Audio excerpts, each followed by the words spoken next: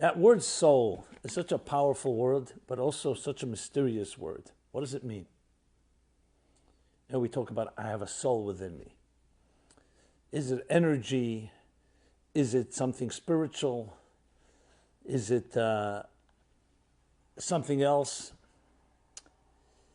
We know one thing, on a very basic technical level, the difference between a live human being and, God forbid, a not live human being. Something has shifted. You can have everything intact in the body, but it's not alive. So what is that force? As you know, my approach, semantics are semantics. The word you use is not that relevant. It's the spirit of what we're trying to convey. When we interact with each other as human beings, you and I right now, you with your friends, with your loved ones, with a stranger, who's interacting? So obviously there's a physical dimension to it. I see your face, I hear your voice, I pick up your scent, I can relate, empathize with your feelings, we can intellectually bond. But it's clearly far more than just a physical interaction between two bodies. There's a personality involved. There's a vibe. There's an entire experience that transcends time and space as we know it. You can think about someone you love. They may be 1,000,000 miles away, and there's a connection. All that goes under the rubric we'll call the soul connection. But it's one thing to talk about it, it's another to experience it. And experience is the key to everything here. Because not everything can be empirically identified with our sight, sound, taste, touch, and smell, especially soulful matters. And when you learn to develop the tools that express and relate to your soul, a whole new vista, whole new horizons open up and opportunities, both for yourself and understanding yourself and your relationships with others. So that's what we're going to address. This is all based on the chapter of Body and Soul, first chapter in Toward a Meaningful Life. Let me begin with a story. A number of years ago, probably 15 years ago, maybe more, I received a phone call. It was the editor of Kirk Douglas, who recently passed away, the famous actor Kirk Douglas. And she tells me, I want to tell you something very touching. Mr. Douglas, who I've been helping with Simon & Schuster, publishing and working, editing and publishing his book, Climbing the Mountain, had a stroke, recently had a stroke. And as a result, it left him somewhat paralyzed, it left him somewhat incapacitated, and he would cry and cry and cry, sometimes for hours. And he actually writes about it in his book, Climbing the Mountain, the crying. So or someone, I think she told me she did, or someone else did, gave him a copy of my book, Toward a Meaningful Life. We gave him a copy of your book. And he began reading it, and it became such a source of comfort and solace for him. And indeed, in Climbing the Mountain, when it was published, they sent me the book, and there's a whole section. Kirk Douglas writes how he used to be so sad. He lost some of his faculties. He wanted to get things done. He couldn't move properly. His mind told him one thing. His body would not cooperate. And he would cry. He just could not bear it. It was so overwhelming. And he says, in the first lines of a book I read called Toward a Meaningful Life, it says, have you ever cried for no apparent reason? That's exactly the first line in the book. Have you ever just burst out in tears for no apparent reason? This is the soft voice of your soul, crying out for attention, asking to be nourished with at least as much care as you nourish your body. That's the opening paragraph of the first chapter. This is what he quotes it. He says, so I started thinking to myself, is this my soul, these tears? It put in a whole new spin, a whole new perspective on my crying. Instead of just being crying and just feeling so sad and overwhelmed, maybe it's my soul speaking to me. What does my soul look like? What is my soul all about? And that was the beginnings of his journey, which he documents in the book with the apropos name, Climbing the Mountain, to climb the mountain. It's very moving for me when I heard that. I wrote him a letter. We corresponded. And when he passed away a few months ago, I was reminded of it. But I said to myself, all of us have voices, expressions that manifest themselves in our lives, and it's really your soul speaking to you. It just speaks a different language. It doesn't speak with words whispering into your ear. It speaks with sentiments. One of them is crying for no apparent reason. That's an existential cry from a deeper part of yourself. As I said, the word soul, I'm comfortable with that word, but I know some people are not. So the word is not significant, the message. Sometimes it's the other way around. In the next paragraph I write, have you ever experienced a truly sacred moment when despite the constant turmoil of life, you felt a profound sense of awe and belonging? That too is the voice of your soul, expressing a deep satisfaction with its intrinsic connection to the forces of spirituality. And there are other voices. I'll give another one, which is not such a positive one. Anxiety. I don't mean to sound morbid, but people who are not alive, dead people, are never anxious. Anxiety is the voice of your soul feeling frustrated. We'll deal with that in the chapter on fear and anxiety. It's frustrated. Something is out of sync. Dissonance. That's another voice. When you start thinking of it that way, basically every sentiment, every feeling, every expression you have coming from within, whether it's a positive one or a negative one, it's all positive. It's your soul speaking to you. Your body speaks to you through hunger pangs, through fatigue, through aching muscles. It's telling you do something, through pain, physical pain. All these are a call of the body to respond. Eat a meal, drink a drink, exercise, improve your nutrition, improve your diet, your hygiene, and on and on. The soul also has a language. However, its language is far more emotional, far more subliminal. And these are all the voices of your soul. So whatever you're going through, especially in our day and age, meaning in the era of the pandemic, and all the unknowns and uncertainties, has definitely evoked all kinds of feelings. So it's not just emotions. It's your soul speaking through your heart, through your emotions. So don't ignore it and get to know the most important part of who you are, what makes you tick. So in simple terms, everything in existence has a body and a soul, in the broad sense of the word. Let's take a table. Here's a table. I'm sitting by a table. The body of the table is the actual structure of the table. Its size, its measurements, what it's made of, its legs. The function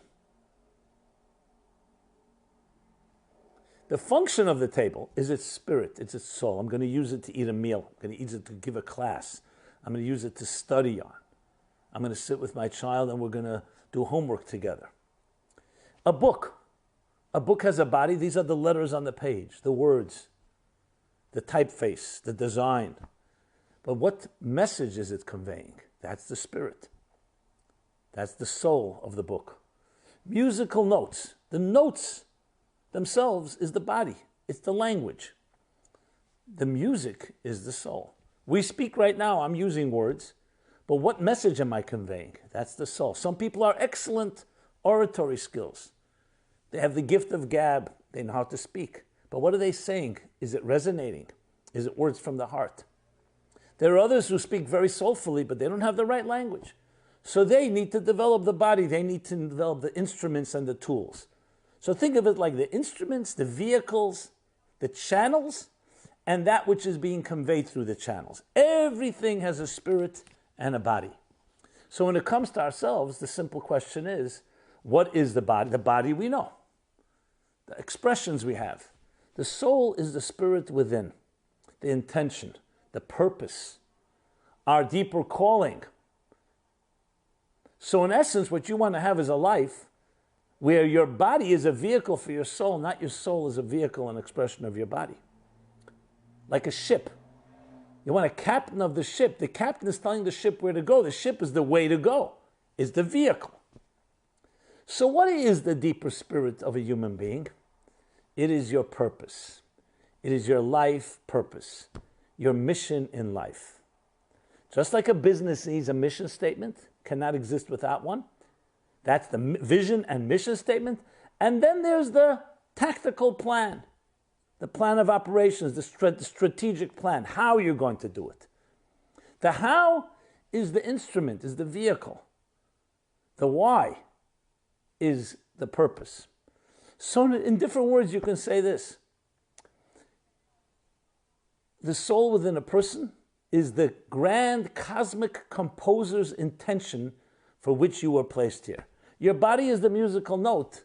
Your soul is the music, is the song. So in a sense, being in touch with your soul is being in touch with your core essence. How many of us, our lives are driven by what we do, by circumstances? I ask people very often, I say, so who are you? What makes you tick? Who are you? And very often, they'll give you their business card. And when I point out that your business card tells me what you do, it doesn't tell me who you are, some people with a sigh will say, well, what I am has become a product of what I do. What I do has defined who I am, when it should be the other way around. No. Who you are should define what you do. So in business, it's very clear. A business begins with a mission statement, and then it implements it. It may tamper with the mission statement until it gets it right, but at the end of the day, that's the driving force. In our lives as well, getting to know your soul, living a soul-driven life, a soul-centric life, instead of a body-centric life, means looking with the eyes of purpose, of deeper meaning, of calling, of your unique voice, your unique music. A body-centric life is looking at the tool chest, the instruments you have, which means looking from the outside in. Now, all of us live our lives very often looking from the outside in, but that's with everyone around you. You yourself should be looking from the inside out. When you meet somebody, obviously you have no other option but to look from the outside in. You see the person, see their body language, you see whatever you can pick up with your five senses, with your instincts, with your intuition. And then you start getting to know the person. You're traveling from the outside, from the surface, from the package, the outer package, inward. Yourself, it's the exact opposite. You wake up in the morning, you don't need to look in the mirror to know you're there. You feel yourself from within, but we're not accustomed to think of ourselves that way. So we also begin to look at ourselves from the outside in. Think how ludicrous that is. What appearance you have, how others look at you, how others measure you up. Do you please? Are you satisfying someone else's expectations? Soul-centric thinking is confidence. Confidence oozing from within. A sense of self. And then everything else around you is an extension of that. That doesn't mean selfishness or arrogance or self-interest is at the heart of it. It means a sense of self. And then when you look at others, you also begin to look for that inner soul within them. That's how it works. When you focus on your inner, it's far easier and natural to focus on everybody else's inner. That's the nature of the way it works. So with that, let us talk a little more about this soul. There's a very powerful verse in the book of Proverbs. The soul of a human being is the flame of God. It's a flame. The closest approximation to a soul is a flame. Let's think of a flame. It is the only physical object that defies gravity that we can see with our physical eyes. You light a flame, light one, and you'll see the flame rises. It's the wick that keeps it grounded. What does that tell us? The soul works exactly the same way. It's always defying gravity. It is transcendent in nature. It means it's always seeking to grow. It's always looking upward. I tell a story in this chapter, a beautiful story. A young boy who later would become a great master, mystic, teacher, mentor to many. And he was, as a child, playing with other children on a ladder. They were climbing up and down, children play.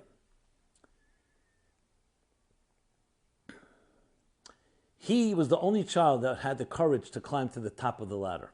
The other children climbed halfway up, 3/4 of the way up.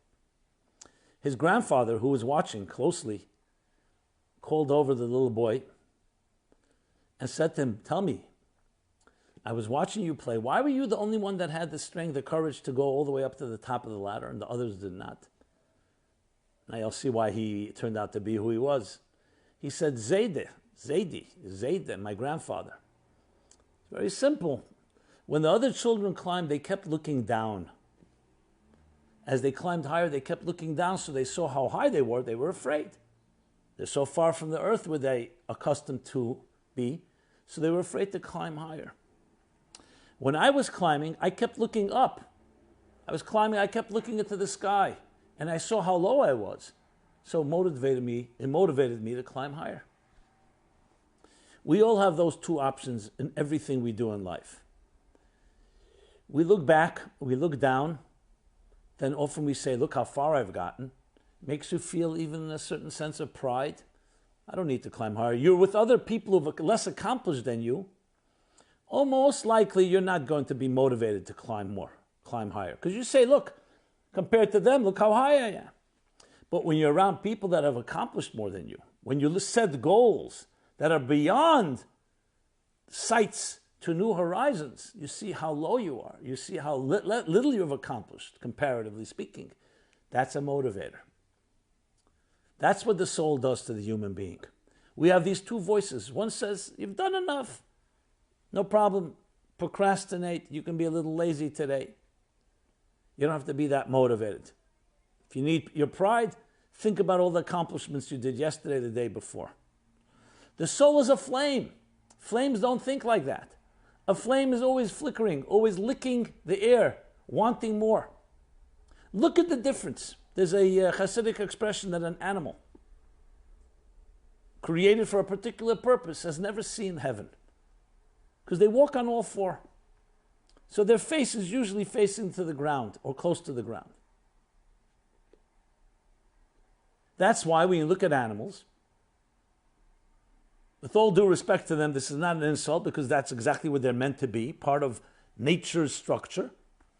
Don't seek to build better homes, to have 2 homes, to have 3 cars, to have better mobile phones, fax machines, to learn how to travel. They're not concerned about quarantines. They frankly don't even go to therapists or have neurosis. They're calm, animal bliss. Graze in the meadows or wherever their habitat may be, feed, breed, protect their young, bring the next generation. They're completely satisfied. They live in the same habitats today as they did 1,000 years ago. Human beings are always restless. They're always seeking to improve. Better home, better technologies, better medicine, which also has the other side, yes, that we can have neurosis and we can be very restlessness angst can turn into anxiety. But we seek, just imagine, how many billions, if not trillions of dollars were spent on NASA alone, space travel, exploration of outer space, to satisfy one thing, human curiosity. We want to know what's out there. We see the heavens, we see the stars, we see the planets. Is there life out there? Is there someone like us out there? What's out there? What's on this moon? Because that's what a human being is like. A flickering, restless flame, seeking, reaching, transcending. It has its challenges. Many of us would sometimes prefer animal bliss. I know a cardiologist, very beautiful man, beautiful soul. But he has a very difficult life. And he said to me once, Rabbi Jacobson, can you just pray for me one day of total peace, total calm? You know, he has a good sense of humor. So I said to him, you mean like a flat line? So he said, no, not that calm. A flat line, of course, in the cardiogram is the last thing you want to see. It means the heart has stopped. What does a cardiogram, a healthy heart, look like? A wave. A balanced wave. It has its peaks and its valleys. If the peaks are too high and the valleys are too low, too much anxiety or too much resolution, too much tension or too much resolution, you need balance. But life is all about a wave. It's all about cycles. It's a pulsating energy. The mystics call it rotze and shuv, to seek and to return, tension and resolution.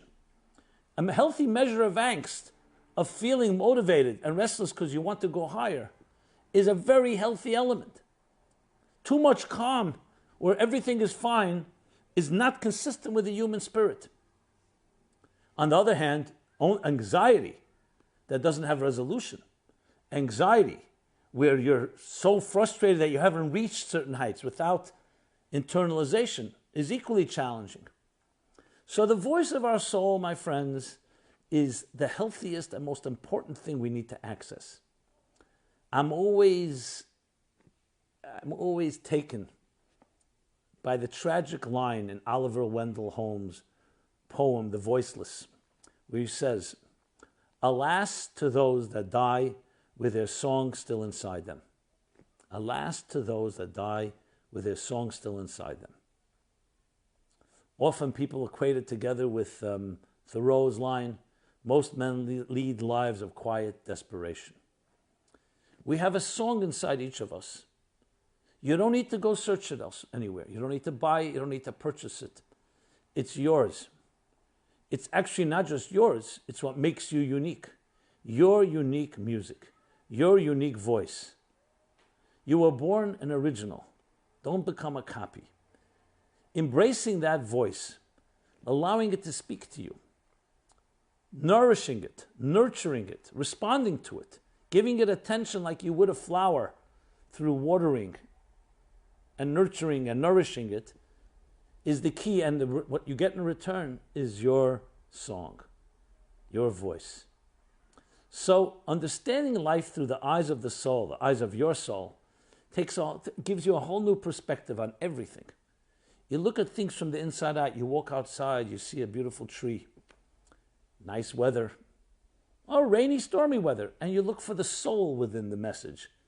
Everything has a deeper reason. Everything has a soul within. Everything has a deeper narrative.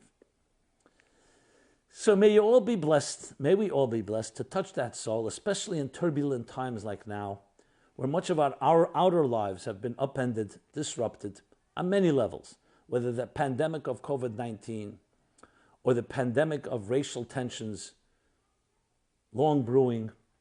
It is an opportunity to look at things with a soul, to look at another. Souls don't have colors. Souls are not defined by race. They're defined by your divine mission. And each person on this earth, of our 7.5 billion people, has a unique, indispensable soul's mission in this world. Let's look for it. Let's embrace it. Let's express it.